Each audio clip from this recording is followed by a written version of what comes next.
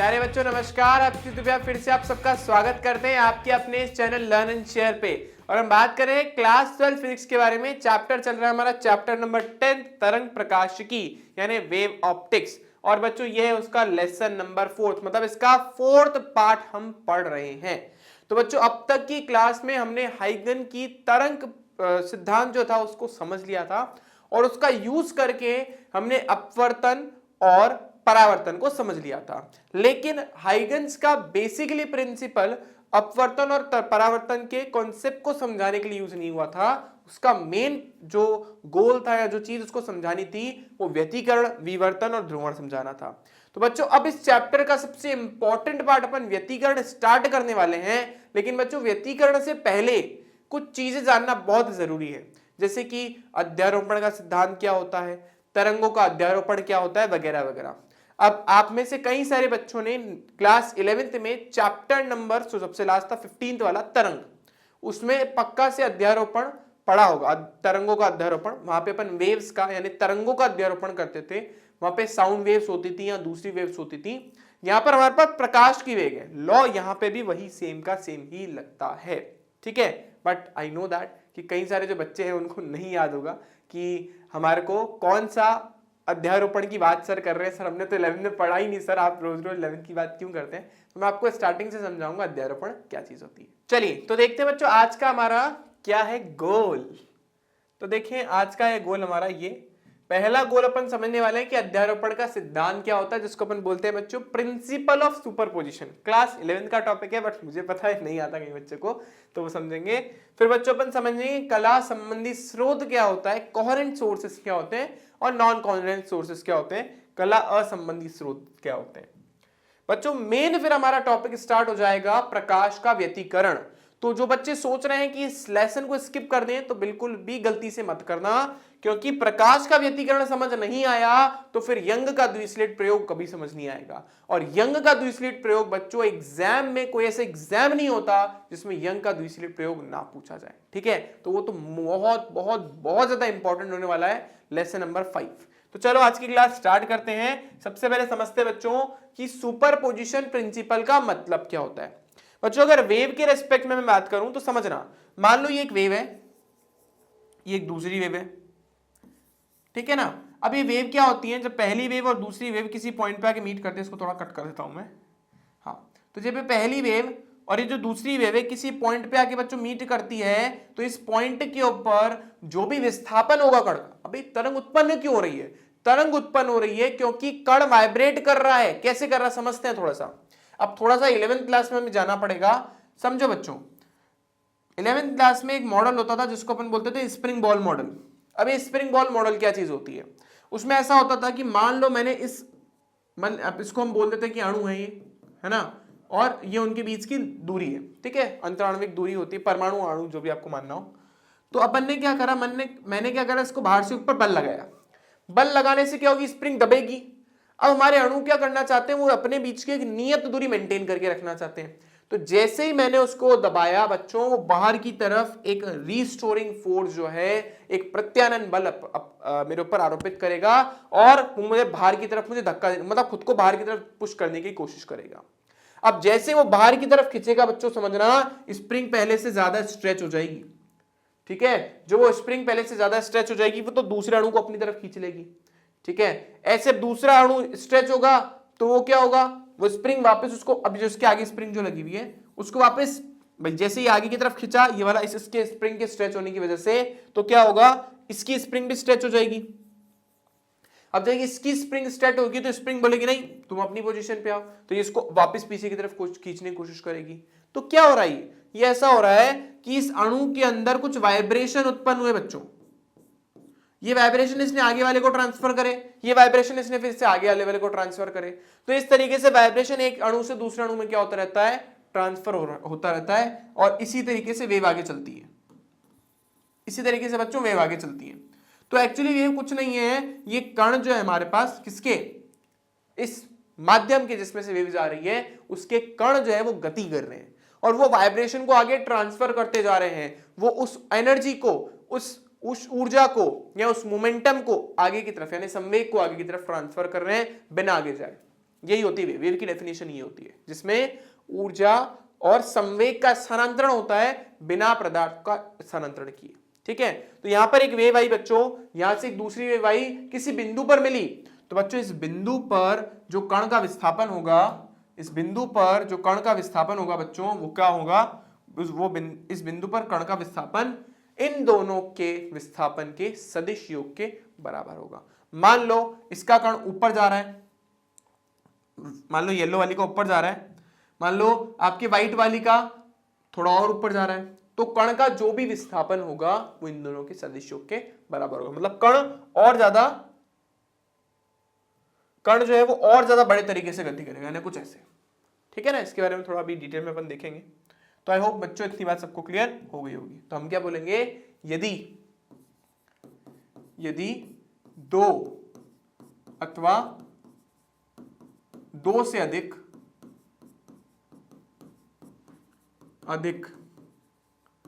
तरंगे किसी बिंदु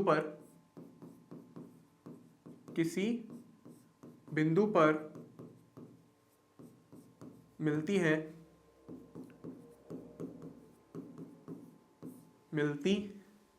है तो उस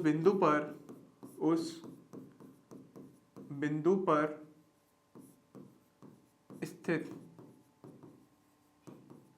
कण का विस्थापन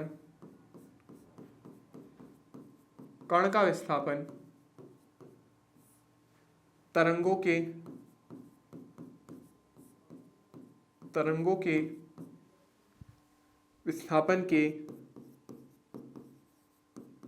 के विस्थापन के सदिश योग के बराबर होता है, सदिश योग के बराबर होता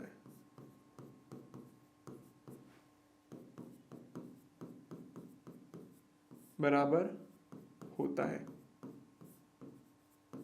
ठीक है ना, यानी मान लो जनरली अपन विस्थापन को y से बताते हैं, तो अगर मैं मान लूं कि पहली जो हमारा कण है उसका विस्थापन y1 वेक्टर है, दूसरे वाले का y2 वेक्टर है, तीसरे वाले का y3 वेक्टर है, चौथे वाले का y4 वेक्टर है, ऐसे हमारे पास n हमारे पास अगर तरंगे हैं, तो अगर मुझे परिणामी विस्थापन निकालना है तो ये इन सबके सदिश योग के बराबर होगा। बच्चों यही लॉ होता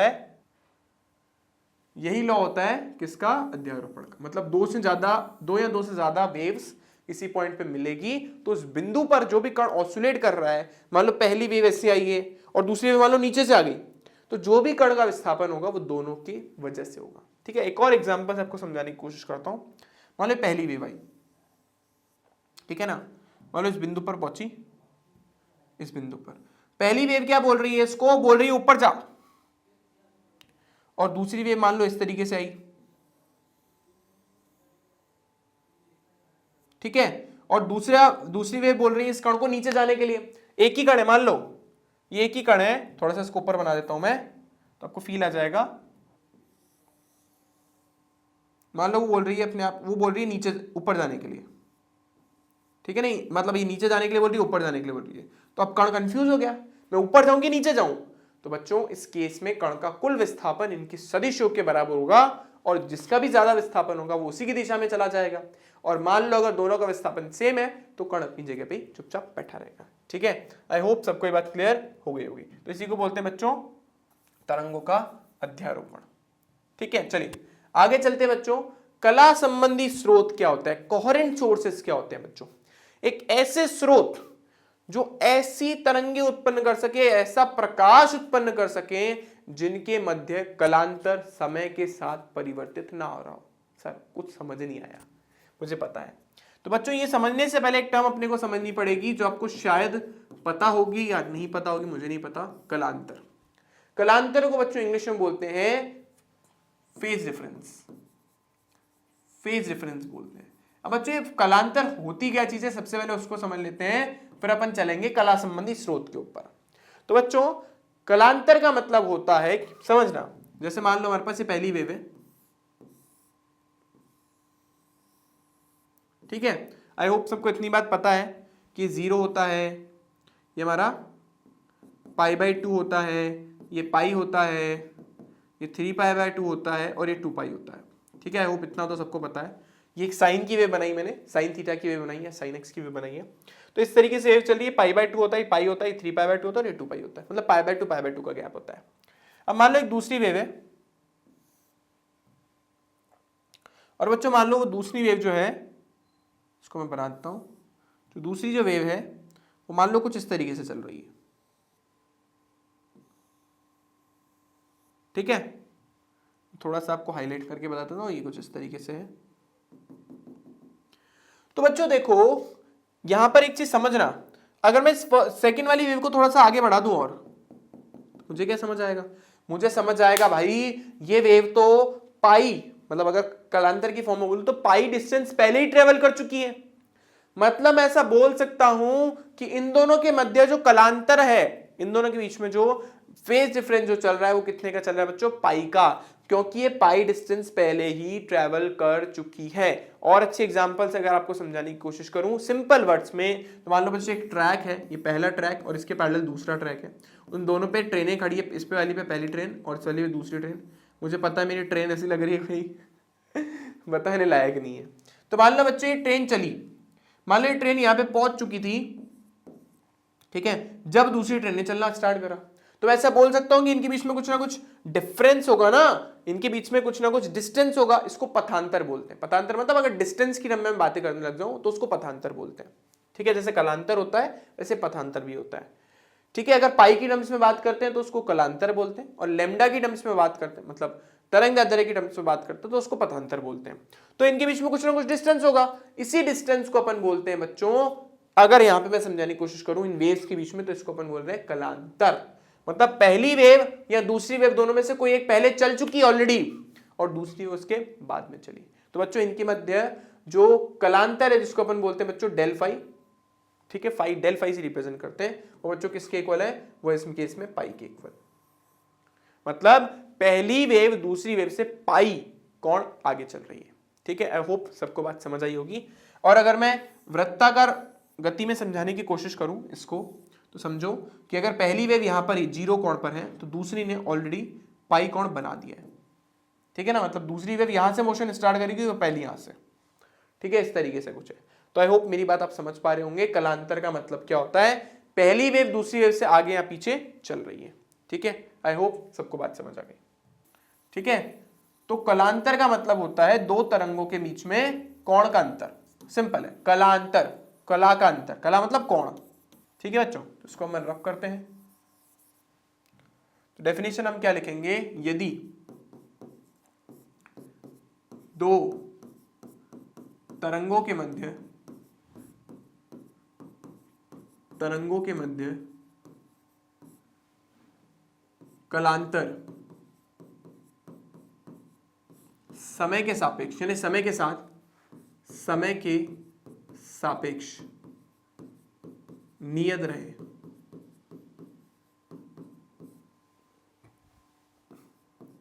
या तो आप ये डेफिनेशन लिख कर आएंगे एग्जाम में, या फिर ऐसे लिख सकते हो। दूसरी डेफिनेशन क्या है, यदि दो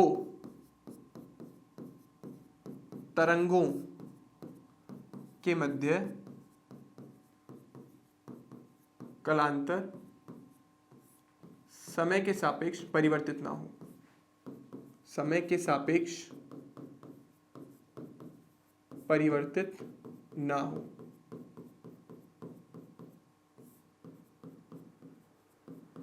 ठीक है, अब इसका मतलब क्या है समझना। जैसे मान लो बच्चों, जैसे मैंने भी आपको सामने दो वेव बनाई थी, उसी वेव को वापस बना देता हूं। ये पहली वेव थी, ठीक है, और बच्चों मान लो ये दूसरी वेव मैंने बनाई, वो कुछ इस तरीके की है।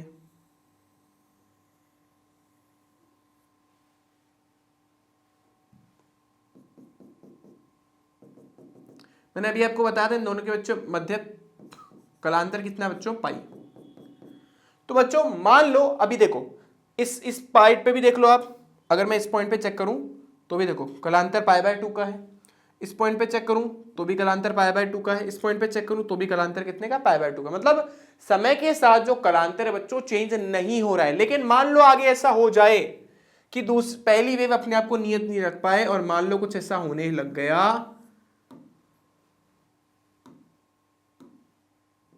कि वेव कुछ इस तरीके से हो गई। अब बच्चों चेक करो क्या दोनों का कालांतर समय के साथ समान है क्या? देखो चेंज हो गया, चेंज हो गया, अभी सेम है, फिर वापस चेंज हो गया। सो बेसिकली यहां तक तो कहानी सेम थी, पाई का डिफरेंस, पाई का डिफरेंस, पाई का डिफरेंस, यहां पाई का डिफरेंस चेंज हो गया, यहां पे पाई का डिफरेंस थोड़ा बहुत मैच कर रहा है, फिर यहां पे मैच कर रहा है, फिर यहां पे चेंज हो गया। सो बेसिकली जो कलांतर है इनके बीच में पाई का, वो समय के साथ बार बार बदल रहा है। अगर कलांतर समय के साथ बार बार बदल रहा हो बच्चों, उस केस में उसको हम बोलते हैं कला असंबंधी स्रोत, यानी नॉन कोहेरेंट सोर्सेस। लेकिन जैसे इस वाले केस में देखो यहां तक बिल्कुल एक्यूरेटली मैच कर रहा था, तो इन दोनों स्रोतों को बोलेंगे बच्चों कला संबंधी स्रोत। कोई मैटर नहीं करता उनके बीच में कलांतर π/2 का हो, पाई का हो, 2 पाई का हो, 3 पाई का हो, कोई मैटर नहीं करता, लेकिन समय के साथ वो नियत रहना चाहिए। अगर स्टार्टिंग में उनके बीच में कलांतर पाई का है तो कुछ कितने भी टाइम पे मैं ले लूं, कलांतर हमेशा पाई का होना चाहिए। स्टार्टिंग में π/2 का था, कभी भी ले लूं, चलती जा रही वेव चलती जा रही एक दूसरे के समांतर, तो हमेशा वो π/2 ही रहना चाहिए। ठीक है, तो ऐसे स्रोतों को बच्चों अपन क्या बोलते हैं? ऐसे स्रोतों को अपन बोलते हैं कला संबंधी स्रोत। ठीक है, होप मेरी बात आप सबको समझ आ गई होगी। ठीक है बच्चों, लेकिन पुराने जमाने में जब एक्सपेरिमेंट हुआ करते थे तो वहां पे उस टाइम ना बल्ब वो यूज करते थे स्रोत के नाम पर। तो वो जो बल्ब होते हैं ना, वो कला संबंधी स्रोत नहीं हो सकते, क्योंकि बल्ब और बाकी सारे इंस्ट्रूमेंट वो जो यूज करते थे उन सब में एक बहुत बड़ी समस्या है, वो लाइट कैसे एमिट करते हैं। उनके पार्टिकल्स जो होते हैं, उनके जो इलेक्ट्रॉन्स होते हैं, वो लाइट को एब्जॉर्ब करते हैं, हीट को एब्जॉर्ब करते हैं। हीट को एब्जॉर्ब करने के बाद अपनी ग्राउंड स्टेट से एक्साइटेड स्टेट में चले जाते हैं, अपनी ग्राउंड स्टेट से एक्साइटेड स्टेट में चले जाते हैं। अब ग्राउंड स्टेट से जब एक्साइटेड स्टेट में जाएंगे और वापस जब नीचे आएंगे, तो नीचे आने के बाद वो प्रकाश उत्सर्जित करेंगे। अब हम ये प्रेडिक्ट नहीं कर सकते, हम ये नहीं बोल सकते कि मान लो कि 10 कण जो हैं, जो अपनी ग्राउंड स्टेट से एक्साइटेड स्टेट में चले गए, मतलब इलेक्ट्रॉन, कण नहीं, तो ये कब नीचे आएंगे। वैसे तो इनका टाइम 10⁻⁻8 सेकंड ही होता है, जिसको डेड टाइम बोलते हैं, लेकिन हमें ये नहीं पता कि कौन सा कण नीचे आएगा। तो कलांतर कांस्टेंट रखना बहुत प्रॉब्लमेटिक था। तो अगर हम दो अलग अलग स्रोत लें और उन दो अलग अलग स्रोत से बच्चों, अगर हम दो अलग अलग स्रोत लें और इन दो अलग अलग स्रोतों से दो तरंग उत्पन्न करें और हम ऐसा सोच लें कि उनके बीच में कलांतर नियत रहेगा, तो ऐसा संभव नहीं है। अगर हम चाहते हैं कि दो तरंगों के बीच में कलांतर नियत रहे, तो हम जनरली एक ही स्रोत ले लेते हैं। जैसे मान लो मैंने एक ही टॉर्च ले लिया, मैं उसमें से दो तरंगे उत्पन्न करना चाहता हूं, तो मैंने क्या करा बच्चों, इसमें से लाइट निकल रही थी, तो मैंने क्या करा, सामने इसको दो स्रोतों में परिवर्तित करने के लिए दो इस तरीके से स्लिट लगा दी। ये मेरा पहला स्रोत हो गया और ये मेरा दूसरा स्रोत हो गया। अब ये एक स्रोत की बात ही व्यवहार करेगा और ये एक स्रोत की बात ही व्यवहार करेगा। इसमें से कुछ लाइट निकल रही है, इसमें से कुछ लाइट निकल रही है। अभी यंग्स के द्विस्लिट प्रयोग में यही पढ़ेंगे, ठीक है, मतलब नेक्स्ट लेसन में। तो कला संबंधी स्रोत का मतलब यही होता है। मतलब भले कुछ भी हो, मैं ये नहीं कह रहा हूं कि वेव के बीच में पहले π/2 का डिफरेंस हो तो भी चलेगा। देखो π/2 का डिफरेंस का मतलब ये होता है, तो पूरे समय के साथ साथ तो π/2 का ही रहना चाहिए, चेंज नहीं होना चाहिए। अब देखो पाई हो गया, गड़बड़ हो गई, समझ में मेरी बात। तो आपका जो कलांतर है वो समय के साथ क्या नहीं होना चाहिए, चेंज नहीं होना चाहिए, ठीक है।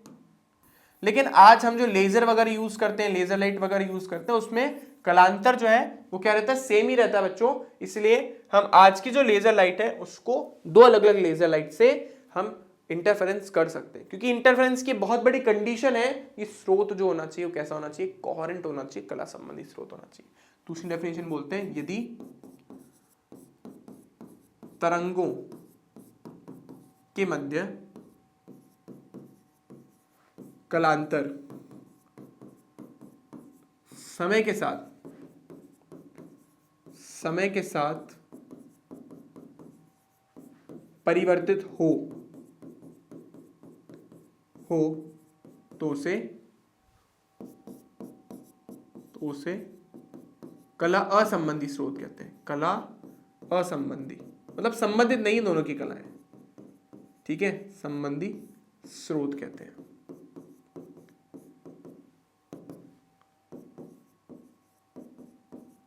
ठीक है बच्चों, आई होप सबको इतनी बात समझ आ गई होगी, ठीक है। तो हमारी अभी जो अपन इंटरफेरेंस पढ़ेंगे उसकी सबसे इंपॉर्टेंट कंडीशन यही है, ठीक है बच्चों, तो कला संबंधी स्रोत आई होप सबको क्लियर हो गया। चलिए अब बात करते हैं बच्चों इंटरफेरेंस ऑफ लाइट के बारे में। तो बच्चों इंटरफेरेंस ऑफ लाइट की अगर मैं आपको डेफिनेशन समझाऊं उससे पहले यहाँ पे देखो एक बहुत प्यारा सा एक्सपेरिमेंट आप घर पे भी कर सकते हो। एक टब लेना, उसमें ऐसे पानी को छप छप छप छप छप छप करना, जैसे यहाँ पे बंदा कर रहा है। जब ये पानी को छप छप छप छप कर रहा है तो आप देख लीजिए कहीं कहीं पर तो देखो वेव गायब हो गई, यहाँ पे यहाँ पे यहाँ पे यहाँ पे यहाँ पर देखो वेव गायब ही हो गई, और यहां पर देखो बहुत सारी वेव और बहुत बड़ी बड़ी वेव मिल रही है। तो बच्चे दो पानी की एक्चुअली स्रोत है, एक तो ये वाला स्रोत है और एक ये वाला स्रोत है। तो यहाँ पे हमारे पास दो स्रोत हैं, उन दो स्रोतों से तरंगे उत्पन्न हो रही है और वो तरंगे आगे जाके क्या हो रही है, मिल रही है। जहां मिल रही है वहां पे हो सकता है कि वो एक ऐसी तरंग बना दे जिसकी आवृत्ति ज्यादा हो, या ऐसा बोल सकते हो आप जिसका एम्पलीट्यूड ज्यादा हो, आयाम ज्यादा हो। या ऐसा हो सकता है कि वो दो तरंगे किसी बिंदु पर मिल रही हैं तो क्या हो रहा हो, वो एक दूसरे के आयाम को खा जाए और उस केस में हमें कोई भी तरंग नहीं मिल रही हो जैसे बीच वाले केस में मिल रही है। तो इस तरीके की परिघटना को अपन बोलते हैं बच्चों व्यतिकरण। इन शॉर्ट यहां पर देखिए दो वेव्स की मैंने दो वेव प्रोड्यूस करवाई, उत्पन्न करवाई, तो वो दो वेव कहीं मिल रही है, अध्यारोपण हो रहा है उनका। तो हो सकता है अध्यारोपण के बाद हमें एक ऐसी तरंग मिले जो कि दोनों के आयाम के बराबर हो। समझना, जैसे मान लो पहली वेव है ये रही, ये फर्स्ट वेव है हमारे पास, और मान लो बच्चों ये दूसरी तरंग है।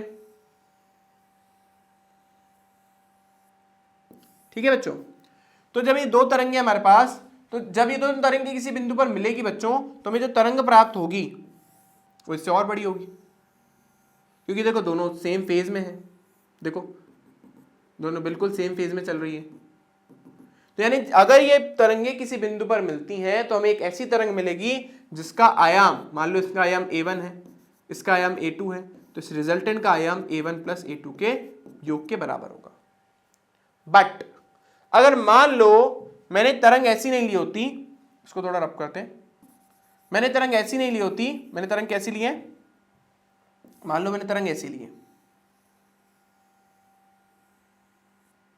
तो बच्चों इस केस में जो मुझे तरंग मिलेगी वो बहुत ही लीस्ट फ्रीक्वेंसी की होगी, कुछ इस तरीके की, कुछ इस तरीके की। और इसका जो आयाम होगा बच्चों किसके बराबर होगा, मान लो इसका आयाम a2 है तो इसका आयाम होगा बच्चों a1 माइनस a2, जिसका भी ज्यादा होगा उसके अकॉर्डिंग। ठीक है, तो बच्चों यहां पर क्या हुआ, यहां पर इसको बच्चों हम बोलते हैं श्रृंग, आई होप सबको पता है, क्रेस्ट बोलते हैं इसको इंग्लिश में, CREST। और बच्चों इसको बोलते हैं गर्त, इसको बोलते हैं ट्रफ। तो बच्चों आपका जब श्रृंग जो गर्त में गिरता है, देखो श्रृंग गर्त में गिर रहा है ना, तो बच्चों इस केस में दोनों एक दूसरे के प्रभाव को निरस्त करने की कोशिश करती है, इसको अपन बोलते हैं विनाशी व्यतिकरण, डिस्ट्रक्टिव इंटरफेरेंस। अगर जो पहले वाले केस के बारे में बात करूं वहां पर वो दोनों एक दूसरे का सपोर्ट कर रही थी, तो उस केस में बच्चों उसको बोलते हैं समपोषी व्यतिकरण, कंस्ट्रक्टिव इंटरफेरेंस। ठीक है बच्चों, तो अगर दो तरंगों का एक दूसरे के ऊपर श्रृंग श्रृंग या गर्त गर्त मिले तो उस केस में समपोषी व्यतिकरण होता है। अगर श्रृंग गर्त से मिल जाए, श्रृंग जो है गर्त से मिल जाए तो उस केस में बच्चों होता है विनाशी व्यतिकरण, जैसा कि बीच में हो रहा है विनाशी व्यतिकरण। दोनों एक दूसरे के इफेक्ट को कैंसिल करने की कोशिश करे, डिस्ट्रॉय करने की कोशिश करे, विनाश करने की कोशिश करिए, इसका नाम पड़ा बच्चों विनाशी व्यतिकरण। आई होप सबको बात क्लियर हो गई होगी। चलो अब बच्चों इसकी डेफिनेशन लिखते हैं। डेफिनेशन क्या है हमारे पास, यदि दो तरंगे किसी बिंदु पर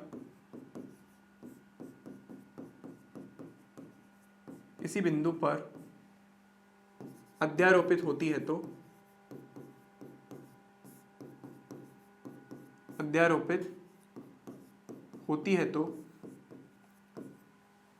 किन्हीं बिंदुओं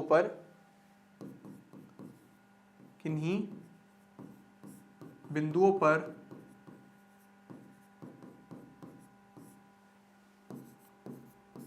प्रकाश की तीव्रता अधिकतम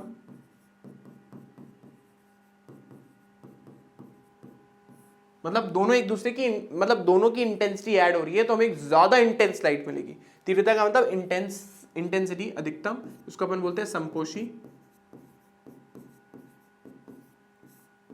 एवं किन्हीं बिंदुओं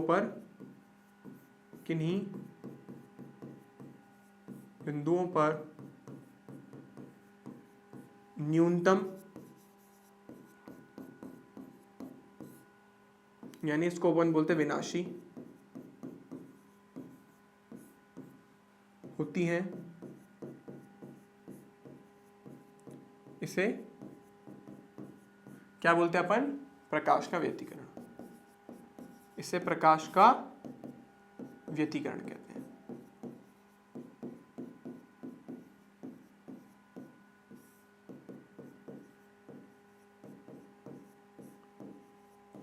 इसे प्रकाश का व्यतिकरण कहते हैं। आई होप बच्चों सबको यहां तक बात समझ आ गई होगी। ठीक है, अब इसके लिए एक छोटा सा डेरिवेशन है, उसके बारे में अपन बात करते हैं। उसी में अपन संपोषी और विनाशी व्यतिकरण को अच्छे से एक्सप्लेन करने की कोशिश करेंगे। ठीक है, ओके, चलिए चलो पहले लिख तो देता हूं कि संपोषी व्यतिकरण और विनाशी व्यतिकरण होता क्या है, तो मैं बता देता हूं। चलो, संपोषी का मतलब क्या होता है? संपोषी को बोलते हैं संपोषी व्यतिकरण, इसको बोलते हैं कंस्ट्रक्टिव इंटरफेरेंस। कंस्ट्रक्टिव इंटरफेरेंस, व्यतिकरण को बच्चों इंग्लिश में इंटरफेरेंस बोलते हैं। ठीक है, तो हम बोलेंगे यदि श्रृंग में अथवा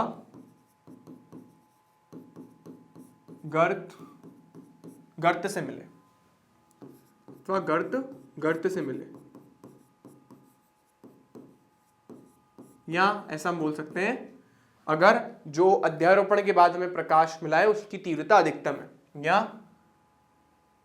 अध्यारोपण के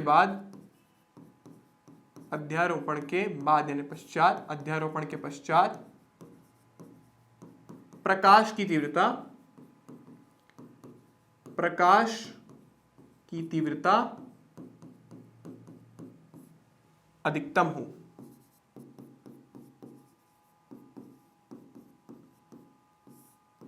उसे हम संपोषी व्यतिकरण कहते हैं। जैसे अभी मैंने आपको एग्जांपल दिया था, ये पहली वेव है। ठीक है,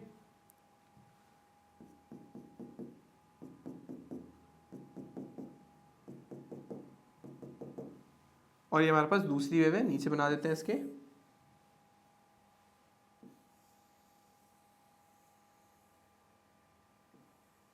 ठीक है ना, तो हमें जो रिजल्टेंट वेव मिलेगी बच्चों, इनसे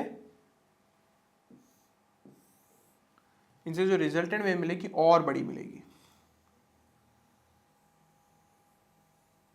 ठीक है ना, मान लो इसका आयाम a1 है, इसको अपन प्रूफ भी करेंगे, और इसका आयाम a2 है, तो हमें जो रिजल्टेंट वेव मिलेगी वो किसके बराबर होगी? a1 प्लस a2 के। इसको अपन बोलते हैं संपोषी व्यतिकरण। ठीक है बच्चों, नेक्स्ट हमारे पास है विनाशी व्यतिकरण। विनाशी व्यतिकरण, इसको अपन बोलते हैं बच्चों डिस्ट्रक्टिव इंटरफेरेंस।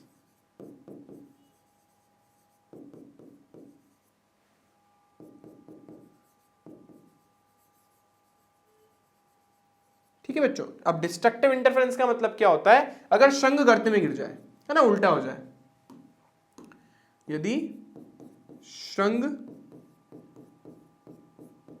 गर्त में मिले या तीव्रता न्यूनतम हो। तीव्रता क्या बच्चों? न्यूनतम हो। ठीक है ना, तो उसको अपन बोलते हैं विनाशी व्यतिकरण या डिस्ट्रक्टिव इंटरफेरेंस। तो बच्चों वो देखो किस तरीके से होगा हमारे पास। तो देखो ये पहली वेव है हमारे पास, और जो दूसरी वेव बच्चों कुछ इस तरीके से है।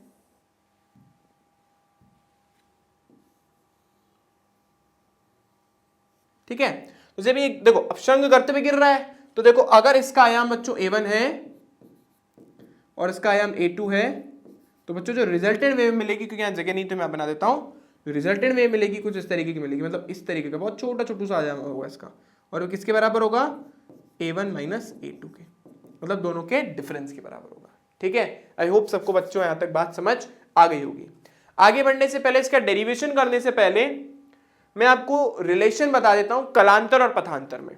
तो बच्चों अपन एक चीज देख लेते हैं, कलांतर। बच्चों कलांतर को लिखते हैं अपन डेल फाई से, एवं पथांतर, पथांतर को अपन बच्चों लिखते हैं डेल एक्स से में संबंध। ये आपने लास्ट क्लास में पढ़ा है नो डाउट, लेकिन मुझे पता है कई बच्चे जानते ही नहीं होंगे क्योंकि उन्होंने मजे मजे में निकाली है क्लास 11th। ठीक है, तो बच्चों अगर मैं वेव की फॉर्म में आपको समझाने की कोशिश करूं तो आपको सारी कहानी चुटकियों में समझ आ जाएगी। अच्छा देखो, कलांतर पाई में दिखता है और आपका पथांतर लैम्डा में दिखता है। तो देखो जैसे एक वेव है, आप सब जानते हो वेव है, तो बच्चों एक वेव ने जितनी दूरी तय करी उसको बोलते हैं अपन लैम्डा, यानी आपका तरंग दैर्ध्य। और अगर मैं पाई के टर्म्स में बोलूं तो इसने कितनी दूरी तय करी है, 0 से 2 पाई के अंदर। तो बच्चों अगर मैं ऐसा बोलूं कि डेल फाई जो बच्चों किसके बराबर है, 2 पाई के, और डेल एक्स है जो बच्चों किसके बराबर है, आपके लैम्डा के, तो यही रिलेशन होता है बच्चों कलांतर एवं पथांतर में। अगर आपको कलांतर से पथांतर पे जाना है या पथांतर से कलांतर में जाना, आप इस रिलेशन का यूज कर सकते हो। कैसे, मैं समझाता हूं। देखो एग्जांपल देता हूं, मान लो मैंने बोला दो वेव्स, जैसे मैं पीछे एग्जांपल दे रहा था, उनके बीच में पथांतर कितने का है, पाई का। कलांतर है, मुझे तो पथांतर निकालना है, तो कैसे निकालूंगा, del pi h it is, del x मुझे पता नहीं, ये बच्चों 2 पाई एच इट इज आ गया लैम्डा की फॉर्म में। अच्छा डेल पाई हमें पता ही ऑलरेडी, डाल देते हैं, कितना हमारे पास पाई। बच्चों देखो पाई से पाई मर गया, डेल एक्स कितना आ गया हमारे पास, पाई बटा 2। यानी अगर दो वेव्स के बीच में पाई का फेज डिफरेंस है, मतलब कलांतर है, तो पथांतर कितना होगा, लैम्डा बाय 2। इसको बोलते हैं फेज डिफरेंस, इसको बोलते हैं पाथ डिफरेंस। ठीक है, इसको बोलते हैं अपन क्या, फेज डिफरेंस। इसको अपन बच्चों क्या बोलते हैं, पाथ डिफरेंस, क्योंकि पाथ में आ रहा है ना, पाथ डिफरेंस बोलते हैं। ठीक है ना, रिलेशन हमारे आगे काम आएगा, इसलिए मैंने आपके सामने लिख दिया। चलिए अब बच्चों एक छोटी सी डेरिवेशन करते हैं इंटरफेरेंस ऑफ लाइट के लिए, बट उससे से पहले इंटरफेरेंस के लिए, यानी आपकी जो मैं आपको इतनी देर से व्यतिकरण पढ़ा रहा हूं कि 2 या 2 से ज्यादा वेव्स मिलेगी तो किसी बिंदु पर उनकी तीव्रता अधिकतम होगी, किसी पर न्यूनतम होगी, उसकी कुछ कंडीशन मैं आपको बता देता हूं। तो व्यतिकरण की कंडीशन में यहां लिख देते हैं,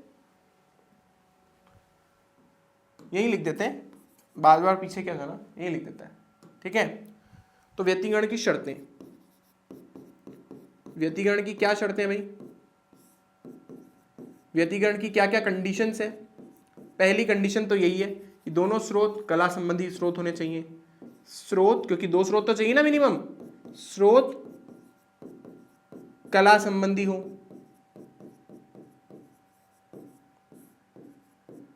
ठीक है, दूसरी बात, दोनों सेम दिशा में होने चाहिए, दिशा सेम हो, दिशा समान। चौथी बात बच्चों, उनकी आवृत्ति जो है वो बराबर होनी चाहिए। देखो जैसे मान लो पहली वेव है और दूसरी वेव है, साफ साफ दिख रहा है दोनों की आवृत्ति अलग अलग है, इसकी आवृत्ति ज्यादा है, इसकी आवृत्ति कम है, तो ऐसी वेव्स का कभी भी सुपरपोजिशन नहीं होता है। मतलब सुपरपोजिशन तो होता है, उनका इंटरफेरेंस नहीं होता। तो दूसरी कंडीशन क्या है कि वो क्या होने चाहिए, एक ही आवृत्ति की होनी चाहिए। तो आवृत्ति समान, आवृत्ति समान, दिशा समान हो गई, एक ही माध्यम होना चाहिए, समान माध्यम, माध्यम समान, ऐसा लिख दो।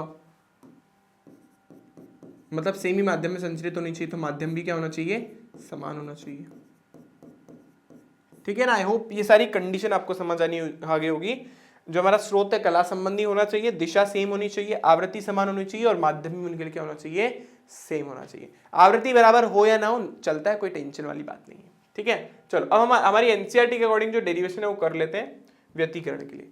ठीक है, तो व्यतिकरण के लिए एक व्यंजक अपन निकालने वाले हैं, तो व्यतिकरण की जो डेरिवेशन है उसके बारे में बात करते हैं अपन थोड़ा सा। तो बच्चों जैसे मैंने आपको बोला 2 वेव्स है, तो पहले वेव का विस्थापन बच्चों अपन ने क्या मान लिया। अच्छा लास्ट क्लास में तुमने ये एक्सप्रेशन पढ़ा होगा, a sin omega T minus के एक्स, जरूर से पढ़ा होगा। ठीक है, तो अपन बच्चों बस इसी का यूज कर रहे हैं। पहली हमारे पास वेव हो गई a sin omega T minus के एक्स, और दूसरी जो वेव है उसके अंदर अपन लिख रहे हैं बच्चों y2 बराबर, दोनों के बीच में मैं बोल रहा हूँ दोनों का आयाम बराबर है, सिंपल रखने के लिए मैंने बोल दिया दोनों का आयाम क्या बच्चों, बराबर है। ठीक है, अब मुझे लगाना है, दोनों को अध्यारोपित करना है ना, व्यतिकरण के लिए अध्यारोपित को करना ही पड़ेगा। तो बच्चों उसके लिए मैं क्या करूंगा, देखो मैं लिखूंगा y बराबर y1 प्लस y2, y बराबर y1 प्लस y2, यानी मैं लिखूंगा a sine omega T minus के एक्स, ठीक है, plus a sine omega T minus के एक्स प्लस फाइव। बच्चों यहाँ पे फाइव क्या है, इन दोनों के बीच में कलांतर, फाइव क्या है, ऐसा बोल सकते हो कलांतर है, तो आसानी रहेगी, ये कलांतर आ गया हमारे पास। ठीक है बच्चों, अब देखो इन वेव में से ए तो कॉमन आ रहा है, मैं ए कॉमन ले लेता हूं, तुम्हारे पास बच्चों अंदर बचा साइन ओमेगा टी माइनस के x plus sine omega T minus के एक्स प्लस फाइव।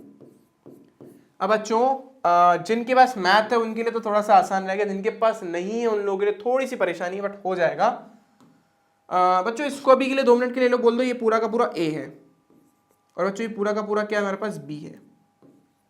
तो ये लिखा है बच्चों sine a plus sine b। तो बच्चों sine a plus sine b की एक आइडेंटिटी होती है, मैं आपको बता देता हूं।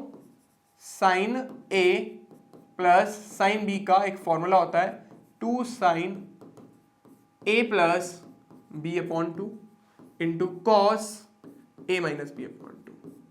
तो यहाँ पे देखो वही लग रहा है, ये हो गया हमारे पास a, ये हमारे पास हो गया b। पीछे के लिए लिख देते हैं एक बार के लिए, a हमने क्या लिया है ओमेगा टी माइनस के एक्स, और दूसरा लिया है ओमेगा टी माइनस के एक्स प्लस फाइव। अच्छा एक चीज और नोटिस करो, दोनों की फ्रीक्वेंसी सेम है, मैंने बोला था कंडीशन कंपलसरी है, दोनों में माइनस माइनस हो रहा है, मतलब दोनों प्लस एक्स की दिशा में चल रही है। बच्चों 11 जिन्होंने नहीं पढ़ी है ढंग से बता देता हूँ, माइनस एक्स तब लगाते हैं जब दोनों प्लस एक्स की दिशा में चल रही हो। अगर माइनस एक्स की दिशा में चल रही होती तो माइनस प्लस, इधर प्लस का साइन आता है, यहाँ पे प्लस का साइन आ जाता। ठीक है, पर हम मान लें दोनों प्लस एक्स की दिशा में गति कर रही है। ठीक है, तो बच्चों इसके डेरिवेशन के अकॉर्डिंग हमारे पास क्या आ जाएगा, हम लिखेंगे आगे तो ए आई गया हमारे पास, अंदर कितना आ जाएगा 2 साइन, अंदर आ गया ओमेगा टी माइनस के x plus omega T minus के एक्स प्लस फाइव। बच्चों अपॉन आएगा हमारे पास 2।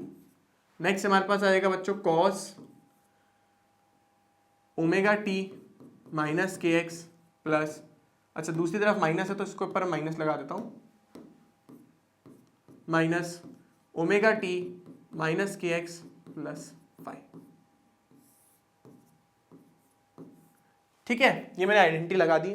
अब ऐसे नहीं करना 2 से मत 2 काट देना, ये अंदर वाला 2 है ना। चलो तो इसको थोड़ा सा सॉल्व करते, सिंप्लीफाई करते हैं।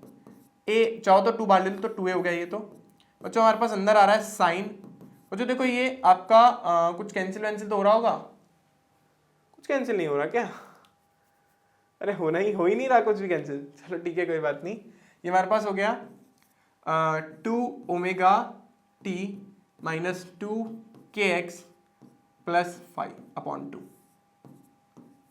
और यहाँ पे हमारे पास आ रहा है कॉस, हाँ यहाँ पे तो कुछ हो, चलो लिख तो देता हूँ पहले खोल के, ओमेगा टी माइनस के एक्स माइनस ओमेगा टी, बच्चों हो गया प्लस का के एक्स माइनस का 5, है ना, अंदर के चिन्ह परिवर्तित हो गए।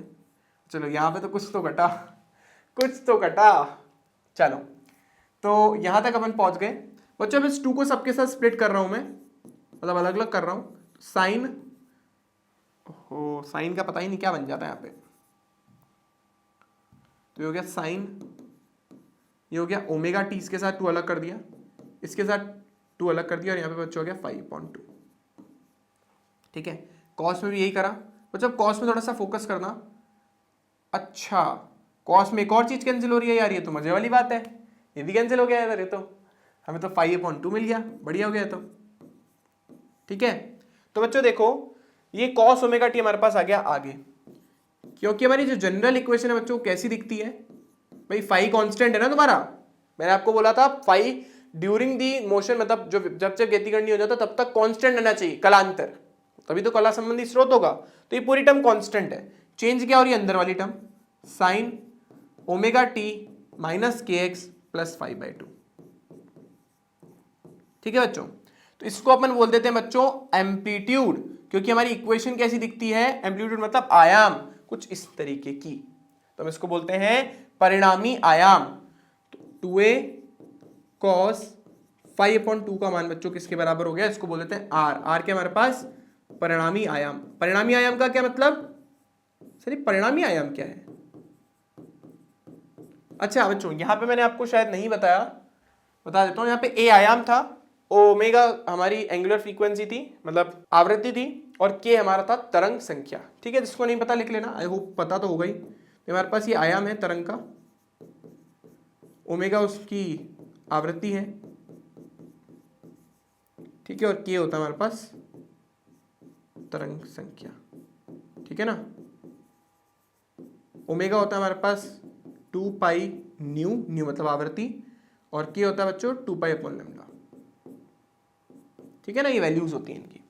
तो बच्चों देखो ध्यान से देखो, हमने आयाम को जोड़ने घटाने का मतलब ये देखो, ये रहा, ये रिजल्टेंट आयाम है, ये रिजल्टेंट आयाम है, इसको बोलते हैं अपन परिणामी आयाम।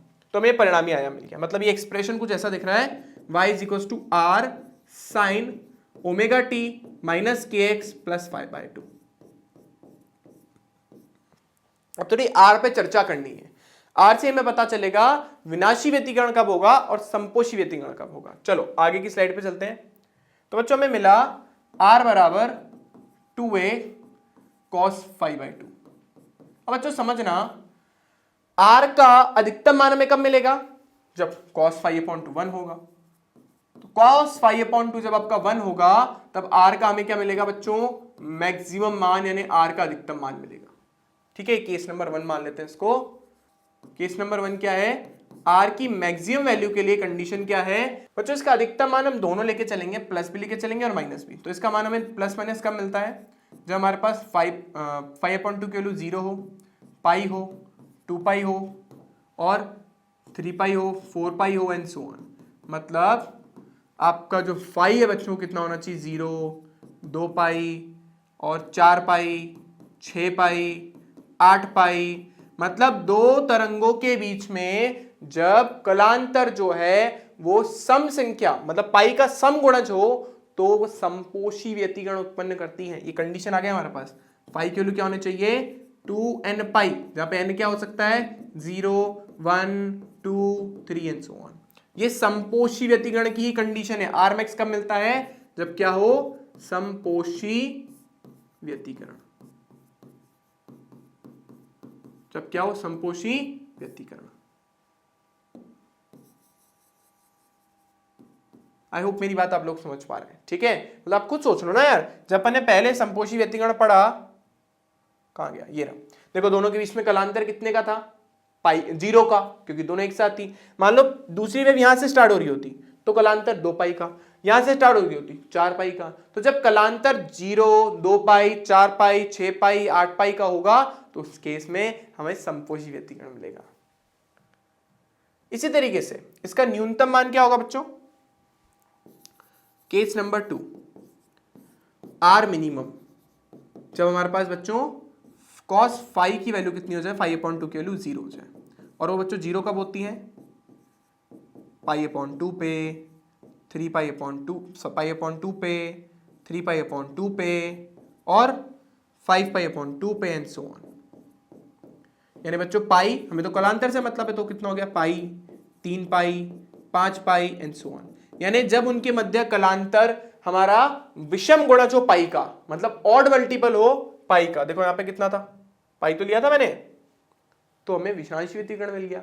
यानी विनाशी व्यतिकरण के लिए बच्चों कंडीशन क्या है, विनाशी व्यतिकरण के लिए हमें उनके बीच में जो कलांतर है वो कितना होना चाहिए, 2n+1। बच्चों ऑड नंबर को आप लोगों ने शायद 10th क्लास में पढ़ ही लिया है, इस तरीके से लिखते हैं।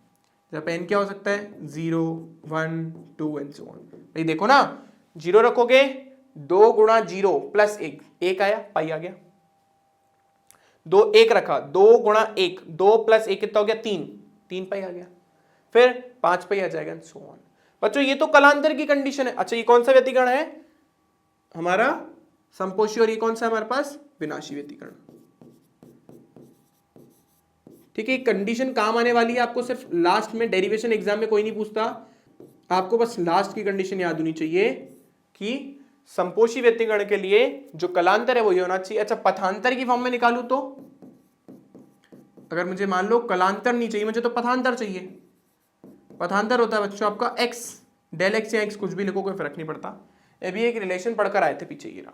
यहाँ से मैं डेल x निकालूंगा बच्चों तो कितना आएगा, थोड़ा सा रीअरेंज करते हैं, डेल फाई, तो देखो लैम्डा जो गुणा में चला गया और 2 पाई डिवाइड में चला गया, ठीक है, ये रिलेशन है हमारे पास।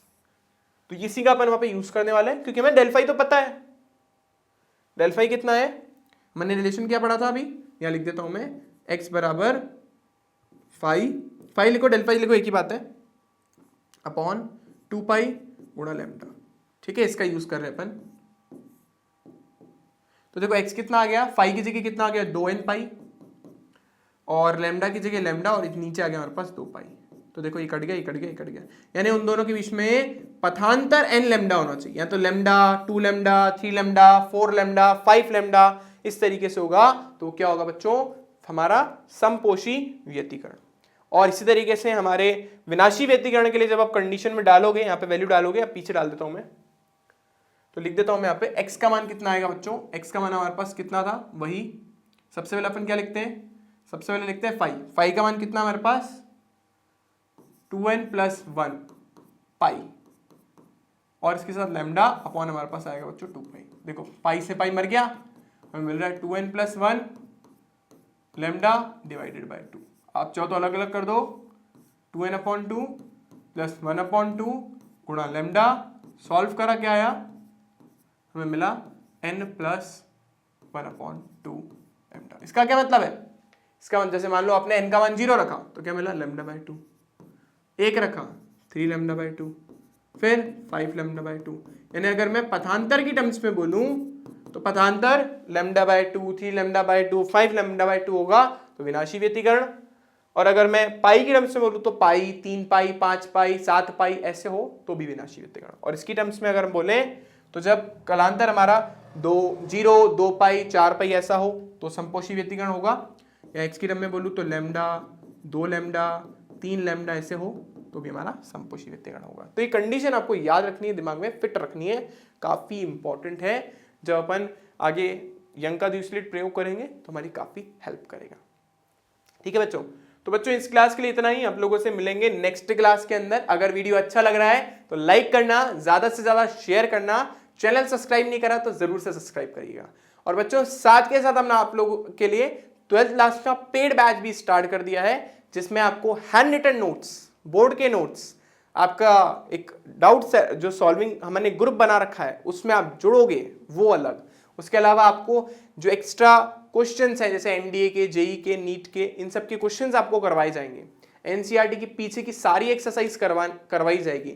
तो ये सारी चीजें आपको मिलने वाली है आपके जो आप पेड कोर्स परचेस करोगे। पेड कोर्स में भी बहुत ही नॉमिनल से चार्जेस हैं, वो इसलिए क्योंकि ऐप को अपडेट रखना पड़ता है, ऐप क्योंकि आगे भी हमें पे करना पड़ता है, तो बहुत सारी चीजें, इसलिए बहुत ही नॉमिनल से चार्जेस में आप लोगों के लिए वो आपको नोट्स और ये सारी सुविधाएं वहाँ पे प्रोवाइड की जा रही हैं। तो जो बच्चा अच्छे से प्रिपरेशन करना चाहता है वो फटाफट से हमारा वो जो एप्लीकेशन है पेड बैच वाला वो ज्वाइन कर लीजिए। चलिए मिलते हैं आप लोगों से नेक्स्ट क्लास में। इस वीडियो को देखने के लिए thank you, by two all of you.